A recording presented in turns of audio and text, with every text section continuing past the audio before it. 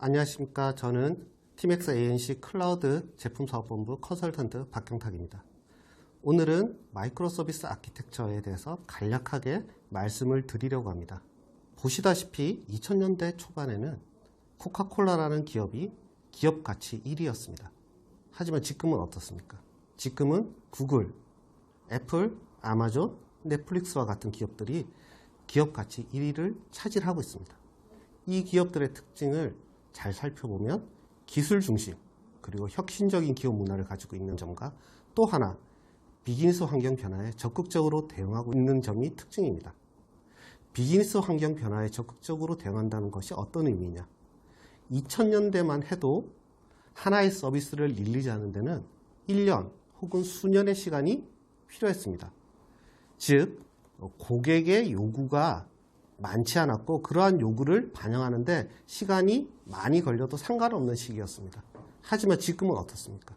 지금은 고객의 요구가 초 단위로 바뀌고 있습니다. 그렇기 때문에 새로운 서비스도 초 단위로 릴리즈가 되어야 합니다. 그러면 기존의 모놀리틱 아키텍처가 초 단위로 변화하는 서비스 환경을 따라갈 수가 있느냐? 절대 따라갈 수가 없죠. 모놀리틱 아키텍처는 하나의 서비스가 변화하게 되면 다른 서비스도 변화할 수밖에 없는, 즉 전체를 바꿀 수밖에 없는 구조입니다.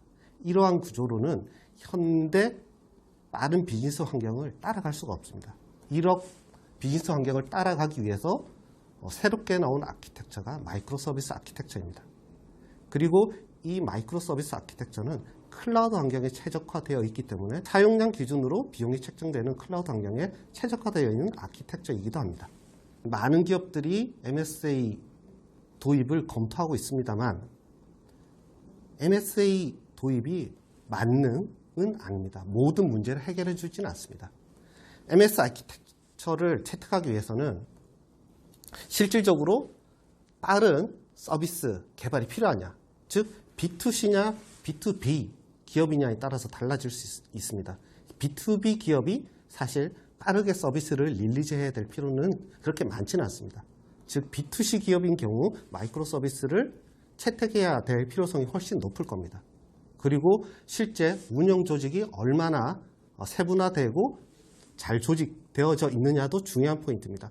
마이크로 서비스는 운영 조직이 변화되지 않으면 절대 성공할 수 없는 아키텍처입니다. 그리고 업무도 변화해야만 합니다. 기존의 업무 방식을 따른다면 마이크로 서비스로 서비스를 개발해 봐야 비즈니스 조직이나 운영 조직이 따라갈 수가 없습니다. 그리고 서비스 환경, 업무 환경이 클라우드로 가느냐 안 가느냐도 중요한 MSA의 채택 포인트가 될 겁니다. 즉 업무와 IT 기술, 조직이 모두 유기적으로 변화할 수 있고 해야만이 MSA가 성공할 수 있는 배경이 될 수가 있습니다. 그러면 MSA의 주요 기술 요소를 한번 살펴보겠습니다. 이 부분은 사람들마다 다를 수 있습니다만 공통적으로 이야기하는 MSA의 주요 기술 요소는 크게 API 게이트웨이 혹은 최근에는 서비스 메쉬라고 이야기도 합니다. 두 번째, 메시지 큐, 세 번째 서비스 레지스트리, 네 번째 서비스 모니터링이 있습니다. 이 네 가지 기술 요소에 대해서 간략하게 살펴보도록 하겠습니다. 첫 번째 기술 요소인 API 게이트웨이입니다. API 게이트웨이가 마이크로 서비스에서 왜 중요하냐? 만약 마이크로 서비스 환경에서 API 게이트웨이를 적용하지 않게 되면 클라이언트는 모든 마이크로 서비스의 경로를 알아야만 합니다. 경로를 모르게 되면 혹은 경로가 바뀌게 되면 클라이언트의 코드도 함께 수정이 되어야 합니다. 하지만 스케일 인아웃이 주요 장점인 클라우드 환경에서 클라이언트가 모든 마이크로 서비스의 경로를 알 수가 없습니다. 그렇기 때문에 API 게이트웨이가 필요합니다. 클라이언트는 마이크로 서비스의 경로를 모르더라도 서비스를 호출할 수 있고 이렇게 호출된 서비스를 API 게이트웨이가 받아서 마이크로 서비스와 연결을 시켜주는 역할을 하게 됩니다. 그래서 클라이언트는 API 게이트웨이와 약속된 API 경로만 알면 되고 나머지는 API 게이트웨이가 해당 역할을 수행하게 됩니다. 그러므로서 클라이언트와 서비스 로직을 분리하게 되고 이를 통해 루즐리 커플드한 구성을 가능하게 했습니다. 그리고 API 게이트웨이를 통한 통합 로깅, 모니터링, 그리고 공통기능 처리가 가능하게 됩니다. 두 번째 기술 요소인 메시지 큐입니다. 일반적으로 마이크로 서비스 아키텍처에서는 투 페이지 커밋이 불가능합니다. 하지만 업무 특성상 투 페이지 커밋이 필요한 업무도 있을 수 있습니다. 그러면 마이크로 서비스 아키텍처에서는 어떻게 해야 될까요? 마이크로 서비스에서 투 페이지 커밋을 구현할 수 없지만 투 페이지 커밋과 유사한 형태의 서비스를 구성할 수가 있습니다. 그 구성하는 방식 중에 하나가 메시지 큐를 활용하는 방식입니다. 일반적으로 어떤 쇼핑몰 예를 들자면 고객이 주문을 했는데 주문 과정에서 오류가 발생해서 주문이 정상적으로 성공하지 못했습니다. 그런 경우는 어떻게 해야 될까요?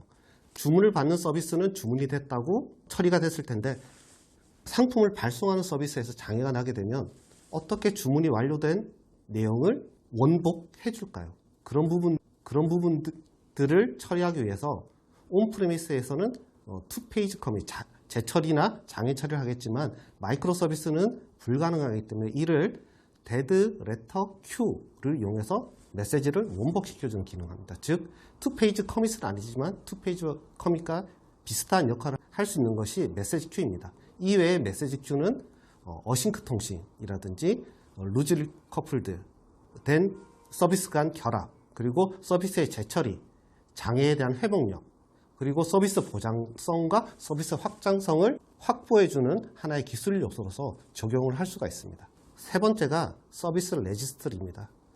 제가 앞서 API 게이트웨이에서 말씀드렸던 내용 중에 하나가 클라우드는 스테이트 리스한 환경이라고 말씀드렸습니다. 스테이트 리스한 환경은 서비스들이 고정 IP를 갖지 않는다는 이야기입니다. 즉, 마이크로 서비스에서 API 게이트웨이가 필요했던 이유 중에 하나가 스태틱한 환경이 아니라 스테이트 리스한 환경이기 때문에 클라이언트가 서비스의 주소, 즉 경로를 알 수가 없는 환경이고 그렇기 때문에 API 게이트웨이가 서비스 경로를 책임지고 찾아가게끔 해주는 역할을 한다고 말씀드렸는데 하지만 API 게이트웨이도 가만히 있으면 마이크로 서비스의 스테이트 리스한 환경을 확인해서 찾아갈 수가 없습니다.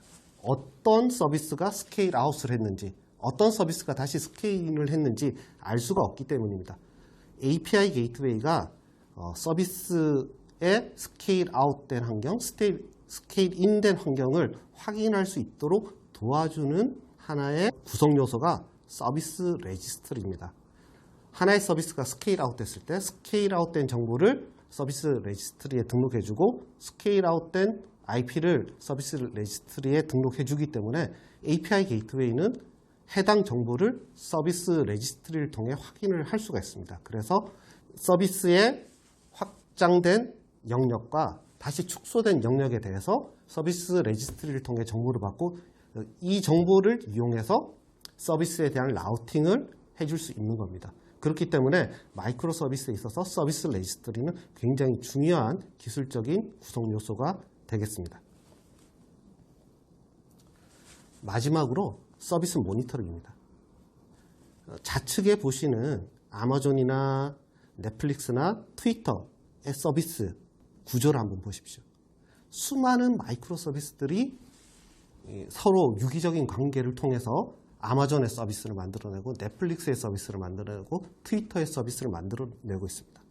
하지만 딱 보셔도 아시겠지만 수많은 서비스들이 있기 때문에 이 서비스가 어디에선가 장애가 발생한다면 장애를 찾기가 굉장히 힘든 그런 구조입니다. 마이크로 서비스가 성공하기 위해서는 결국 장애가 발생했을 때 장애의 원인을 빨리 찾아서 빨리 대응하는데 굉장히 중요한 포인트가 있습니다. 그렇기 때문에 서비스 모니터링의 중요성이 점점 커지고 있습니다. 서비스 모니터링은 기본적으로 쿠버네티스 엔진에서 제공해주는 모니터링 기능도 있습니다만은 API 게이트웨이의 로그 기반으로 서비스 간의 관계를 추적하는 토폴로지, 서비스 토폴로지를 보여주는 서비스 모니터링 환경을 구성하실 수도 있고, 최근에 이스티어 같은 경우는 키알리와 같은 오픈소스를 이용해서 서비스 모니터링을 제공해 주기도 합니다. 하지만 단순하게 서비스 토폴로지를 보여주고 서비스의 장애 포인트를 보여준다고 해서 모든 관리자가 서비스를 재빨리 인지할 수 있는 건 아닙니다. 서비스 모니터링 화면과 함께 장애에 대한 이제 알람을 어떻게 주느냐도 중요한 포인트이긴 한데, 그런 부분들은 관리자 창에 팝업을 통해서 장애를 알려준다고 하든지, 혹은 메일이나 SNS의 연계를 통해서 관리자에게 장애를 빠르게 통보함으로써 장애를 빨리 인지하고 장애에 대해서 빠르게 대응할 수 있도록 도움을 주기도 합니다. 그래서 빠른 장애에 대한 대응에 도움을 주는 중요한 기술 요소가 모니터링이라고 할 수 있습니다. 지금까지 간략하게 마이크로 서비스의 주요 기술 구성 요소에 대해서 알아보았습니다. 시간 관계상 많은 얘기, 심도 있는 얘기를 할 수 없지만 마이크로 서비스가 어떤 건지, 왜 나왔는지, 그리고 주요한 기술 요소가 무엇인지에 대해서 간략하게 말씀드렸습니다. 제 이후에 또 다른 컨설턴트 분들이 클라우드 서비스에 대한 재밌는 내용을 준비하고 있습니다. 다음 컨텐츠도 기대해 주시고 계속 봐주셨으면 고맙겠습니다. 이상 오늘 저의 발표를 마치도록 하겠습니다. 감사합니다.